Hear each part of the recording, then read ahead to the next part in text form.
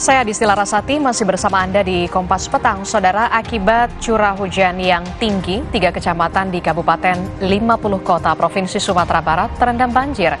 Ketinggian air bahkan mencapai 1,5 meter. Udah setinggi pagar. Situasi terkini di luar Polsek Pangkalan. Banjir melanda 3 kecamatan di Kabupaten 50 Kota, diantaranya ada di Kecamatan Kapur 9, Kecamatan Pangkalan, dan Kecamatan Harau. Akibat banjir, kantor polisi di Kecamatan Pangkalan juga terendam banjir.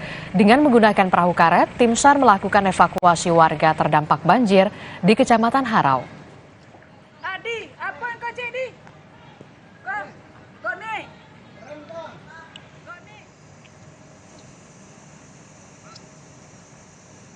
Selain banjir, saudara, curah hujan yang tinggi juga mengakibatkan longsor di jalan penghubung Sumatera Barat menuju Pekanbaru, Riau. Akses jalur menuju dan dari Sumatera Barat Riau ini putus total akibat bencana longsor. Longsor terjadi pada 30 titik lokasi jalan antara Kabupaten 50 Kota dan juga Kampar. Petugas dan beberapa alat berat diturunkan ke lokasi untuk percepatan pembersihan.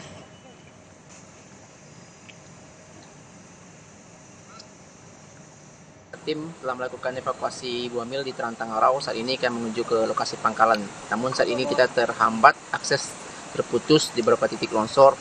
Kita berada di titik kilometer 7 di Ulu Aye, Kecamatan Harau.